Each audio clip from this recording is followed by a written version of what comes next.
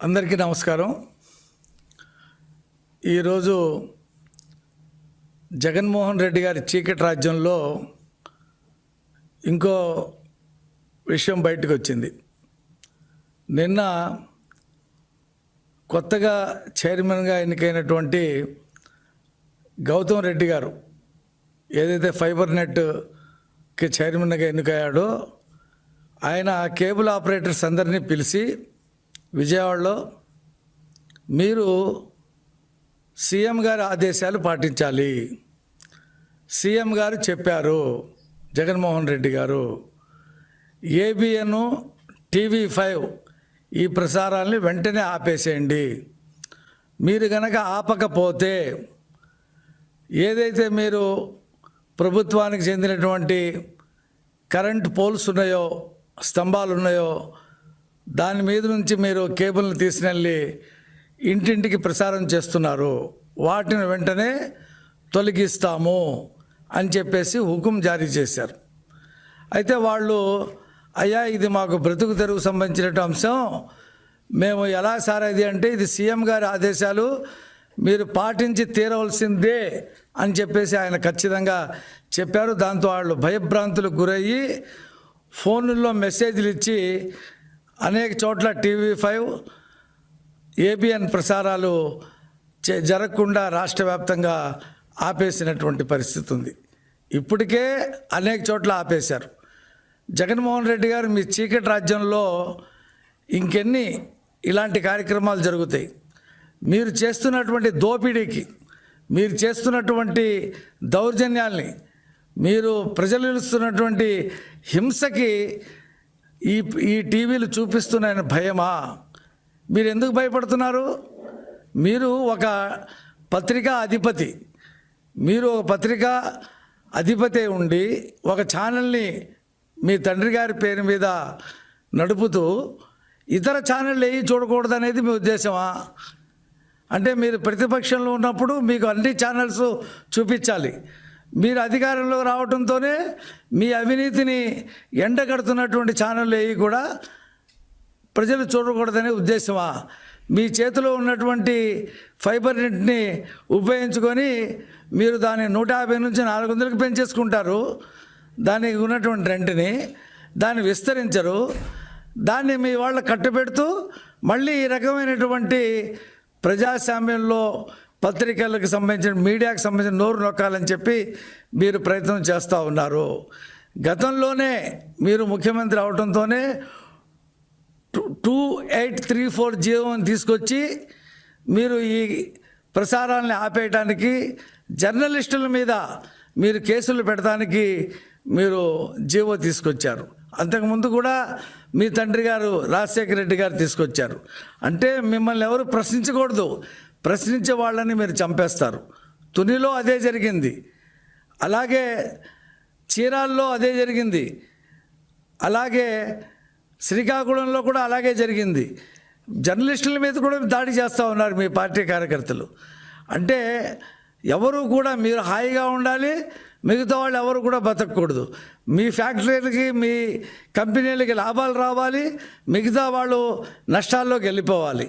ప్రజలు మాకు 151 సీట్లు ఇచ్చారని చెప్పి మీరు చేసే అరాచకాల్ని ఏ పత్రిక, ఏ ఛానల్ కూడా చూపించకూడదని చెప్పేసి మీరు అనుకుంటా ఉన్నారా?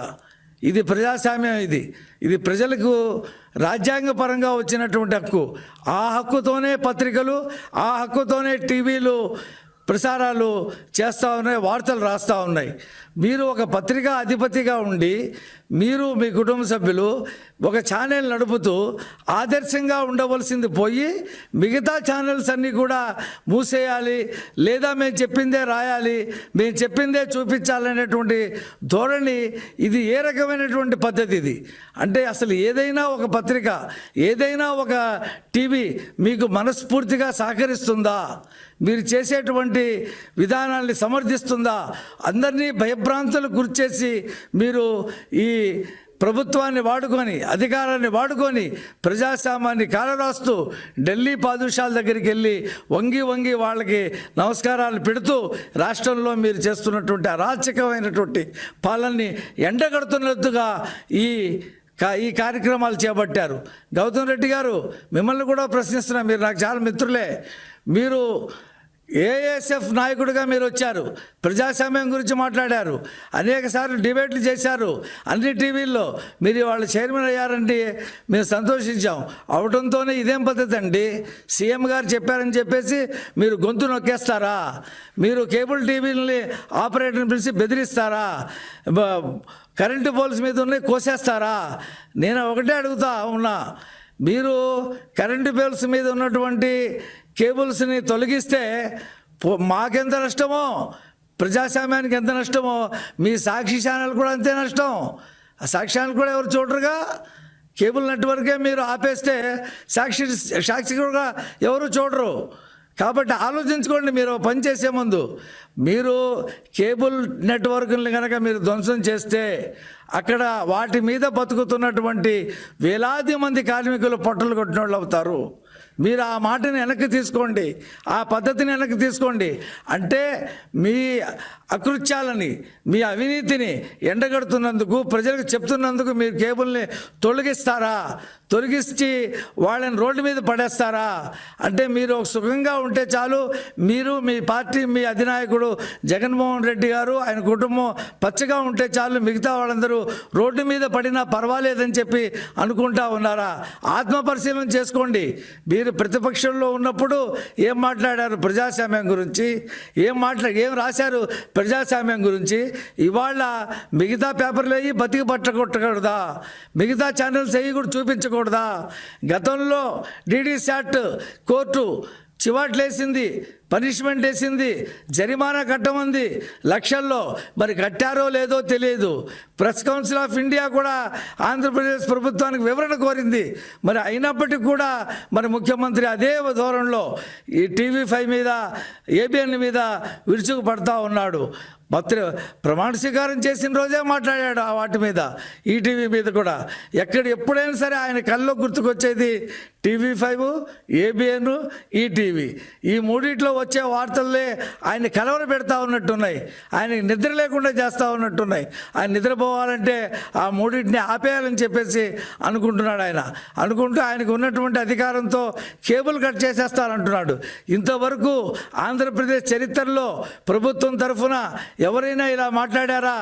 కరెంటు పోల్స్ మీద కేబుల్స్ కట్ చేసేస్తాం, మాకు నచ్చని ఛానల్స్ని తీసేస్తామని చెప్పి మాట్లాడినటువంటి దాఖలాలు ఇంతవరకు ఆంధ్రప్రదేశ్లో లేనేలేవు. అది మీ హయాంలోనే స్టార్ట్ అయింది.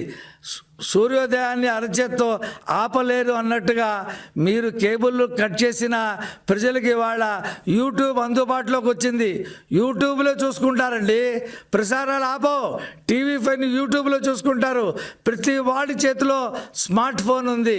అంతేకాకపోతే ఏ టాటా స్కైనో ఎయిర్టెల్లో పెట్టుకొని చూసుకుంటారు. కానీ మీరు కేబుల్స్ కట్ చేసినంత మాత్రాన ప్రజలు వాటిని చూడకుండా ఆగరు. మీ ప్రభుత్వంలో జరుగుతున్నటువంటి అన్యాయాల మీద, మీ ప్రభుత్వంలో జరుగుతున్నటువంటి అవినీతిని ప్రజలు ఎంతో ఉత్సాహంగా ఎప్పటికప్పుడు తెలుసుకోవాలని చెప్పి ఆ 2 ఛానల్సే చూస్తూ ఉన్నారంటే మీకు నిద్ర పట్టట్లేదన్నమాట, సాక్షి చూడలేదన్నమాట. అందుకనే ఆ రెండింటిని ఆపేస్తే సాక్షి ఒకటే చూస్తారు. లేదా మీరు కొనుక్కున్నటువంటి ఛానల్స్, మీకు వంత పడుతున్నటువంటి ఛానల్స్ చూస్తారని చెప్పి మీరు అనుకుంటారేమో. ఏమీ చూడరు.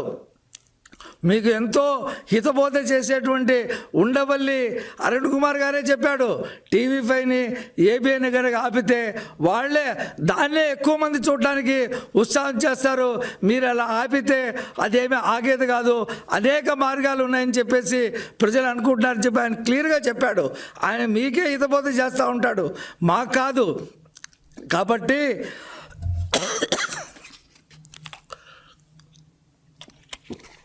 ఇక్కడైనా మీ నియంత్రిత పోకళ్ళకి పులి స్టాప్ పెట్టండి. మీ పేపర్ ఉంది. అసలు ఒక పత్రిక అధిపతిగా, ఒక ఛానల్ యజమానిగా మీరు ఎవరైనా ఏమనుకుంటారంటే భారతదేశంలో ఒక పేపర్ అధిపతి, ఒక ఛానల్ అధిపతి ముఖ్యమంత్రి అయ్యాడంటే మనకెంతో రాయితీలు వస్తాయి, మన మన మన సంస్థలకు ఎంతో ఉపయోగం జరుగుద్ది, ఈ పరిశ్రమ ఎంతో ముందుకెళ్తుందని చెప్పి సంతోషిస్తారు ఎక్కడైనా.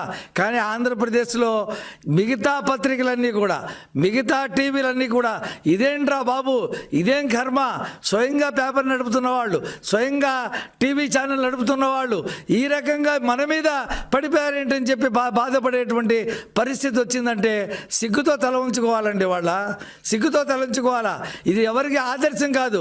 ఒక ఆదర్శంగా ఉండవలసినటువంటి ముఖ్యమంత్రి ప్రభుత్వం ఇవాళ అన్ని వ్యవస్థల మీద దాడి చేస్తూ పోలీసులను ఒక పక్కన వాడుకుంటా ఉన్నారు, ప్రభుత్వ యంత్రాంగాన్ని వాడుకుంటా ఉన్నారు, ఎలక్షన్ కమిషన్ని డిఎన్ఏ అని చెప్పి చెప్తా ఉన్నాడు. చంద్రబాబు నాయుడు గారి డిఎన్ఏ, రమేష్ గారి డిఎన్ఏ ఒకటే అంటాడు. ఒక కులం అయితే ఒకటే డిఎన్ఏ ఉంటుందా? అలాగే ప్రతి దాని మీద కూడా విరుచుకుపడటం, ప్రతిదీ అబద్ధాలు రాయటం మీ పత్రికల్లో, ఈ రకమైనటువంటి పద్ధతి మానుకోకపోతే ప్రజా ఆగ్రహానికి మీరు గురి కాక తప్పదు. మీ వాళ్ళు, మీ మంత్రులు, మీ మీ ఎమ్మెల్యేలు, మీ పార్టీ కార్యకర్తలు చేస్తున్నటువంటి దౌర్జన్యాలు, మీ పార్టీ కార్యకర్తలు, మీ నాయకులు చేస్తున్నటువంటి అకృత్యాలు, భూకబ్జాలు, ఇసుక దోపిడీ, అనేక రకాలైనటువంటి లిక్కర్ మీద దోపిడీ ఎంత జరుగుతుంది, ఏ రకంగా వ్యవస్థల్ని మీ చేతిలో పెట్టుకొని ఈ రకమైనటువంటి అవినీతి సామ్రాజ్యం ఒకవైపున ప్రజాస్వామ్యంలో గొంతు నొక్కేటువంటి చీకటి రాజ్యం ఒక పక్కన నడుపుతూ ఈ రకమైనటువంటి తాకీతులు ఇవ్వటం, ఈ రకమైనటువంటి పత్రికల్ని, టీవీల్ని బెదిరించటం, కేబుల్స్ కోసేస్తాం, కేబుల్స్ తొలగిస్తాం అని చెప్పడం అనేది చాలా సిగ్గుచేటైనటువంటి విషయం. ఒకసారి పునర్పరిశీలించుకోండి. ఇది మీరు ఎన్నాళ్ళు ఈ రకమైనటువంటి పద్ధతిని మీరు అవలంబించలేరు. ఖచ్చితంగా ప్రజల్లో తిరుగుబాటు వస్తుంది, ప్రజాగ్రహానికి గురికాక తప్పదు. ప్రజలు మీరు ఆపినంత మాత్రాన టీవీ5 ఆగదు, ఏబిఎన్ ఆగదు, ఈటీవీ ఆగదు, ఇంకా ఏ టీవీ కూడా ఆగదు. వాళ్ళు అనేక మార్గాలు ఉన్నాయి చూసుకోవడానికి. కాబట్టి మీ అవినీతి సామ్రాజ్యపు వార్తలు ఎప్పటికప్పుడు ప్రసారాలు జరుగుతూనే ఉంటాయి, వాళ్ళు చూస్తూనే ఉంటారు. ఖచ్చితంగా ప్రజాగ్రహానికి మీరు గురవుతారు. ఇవాళ ఇంకా ఈ చర్యతో ఇంకా DTSAT కోర్టు ఖచ్చితంగా వాళ్ళకి పనిష్మెంట్ ఇస్తుంది, జరిమానా ఇస్తుంది. వాళ్ళు బెంబేలెత్తిపోతా ఉన్నారండి కేబుల్ ఆపరేటర్స్. ఇదేంటి ఈ రకంగా సెల్ ఫోన్లు లాక్కొని బయట పెట్టేసి ఈ రకమైనటువంటి భయభ్రాంతులకు గురి చేస్తూ, ఒక విజయవాడలోనే కాదు రాష్ట్ర వ్యాప్తంగా ఉన్నటువంటి మంత్రులందరూ కూడా, ఎమ్మెల్యేలందరూ కూడా ఇతర టీవీల్ని ప్రసారాల్ని జరపనీయకుండా, టీవీ5 ఏబిఎన్ని చూపించకుండా ఎక్కడికెక్కడ బెదిరిస్తూ ఉన్నారు. ఇది సరైన పద్ధతి కాదు. మీరు ఎంత అనుకున్నప్పటికీ కూడా మీ అవినీతి కార్యక్రమాలు, అకృత్యాలు, హింస, దౌర్జన్యం అది ఖచ్చితంగా ప్రసారాల్లోకి వస్తూనే ఉంటాయి. ప్రజలు చూస్తూనే ఉంటారు. చూసి తగిన గుణపాఠం తప్పక చెప్తారని చెప్పి తెలుగుదేశం పార్టీ హెచ్చరిస్తూ ఉంది.